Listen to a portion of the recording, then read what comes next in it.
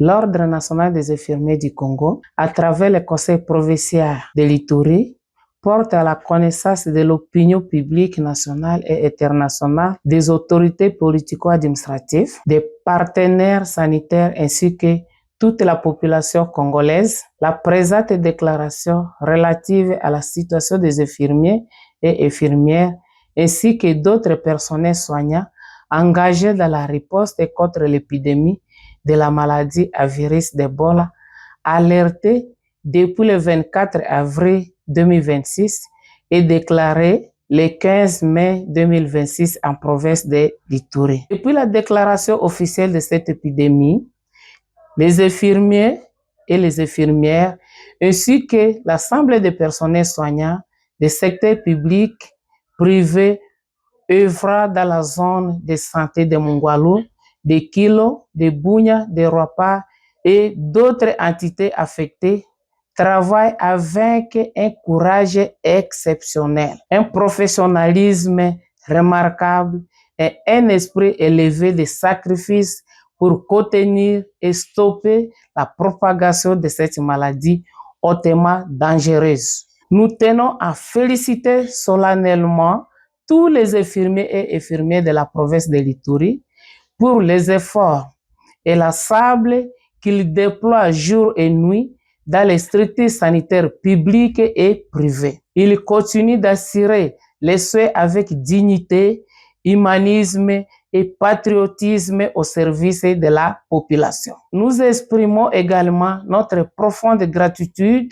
au gouvernement national de la République démocratique du Congo, à travers les chefs de l'État, son Excellence Félix Antoine Tshisekedi Tshilombo pour son attention particulière dans la province de l'Ituri, et particulièrement au ministre de la Santé publique, Hygiène et Prévention pour les efforts déjà consentis dans l'accompagnement de la riposte contre l'épidémie en province de l'Ituri. Un remerciement s'adresse également au gouvernement provincial de l'Ituri ainsi qu'à son Excellence Monsieur le gouverneur militaire de la province de l'Ituri,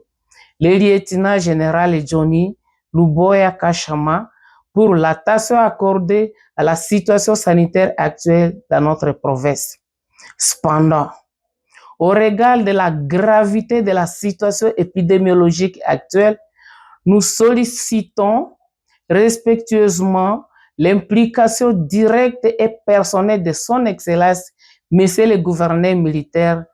le lieutenant général Johnny Luboya Kashama, dans la coordination, le suivi et la gestion de cette épidémie afin de garantir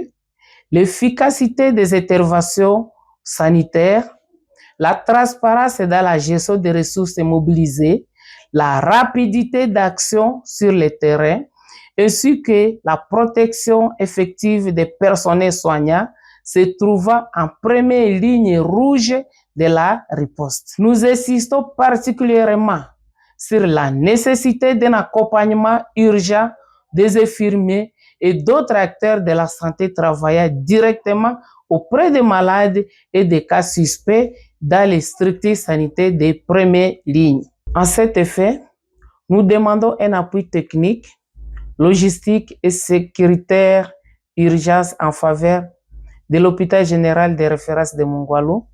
de l'hôpital général de référence de Kilo, de l'hôpital général de référence de Bunia, de l'hôpital général de référence de Roapara, du centre médical évangélique de Nyakoundé,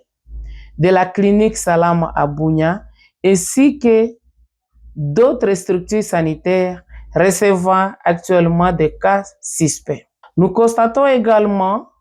que certaines réunions techniques tenues à différents niveaux prennent énormément du temps alors que les équipes de terrain ont besoin d'actions rapides, concrètes et coordonnées pour sauver les vies humaines et protéger les personnels soignants. Compte tenu signalement des cas dans les pays voisins de l'Ouganda, il devient urgent de renforcer les capacités des structures sanitaires situées dans des zones frontalières et les zones de forte mobilité des populations, notamment les territoires d'Aru, les territoires de Mahagi, la région du lac Albert, Kasenye et Tchomia, ainsi que d'autres entités exposées au mouvement, nous lançons un appel pressant au gouvernement central, au gouvernement provincial, aux partenaires techniques et financiers, à l'Organisation mondiale de la santé, ainsi qu'à toute la communauté internationale, afin d'apporter un soutien rapide, efficace et durable aux structures sanitaires et au personnel de santé de la province de l'Ituri. Nous demandons à la population de respecter les principales mesures de protection, comprenant l'hygiène des mains, éviter des contacts directs, sécurité funéraire, protection des soignants, gestion des animaux, éviter la manipulation et la consommation des viandes et des brousses.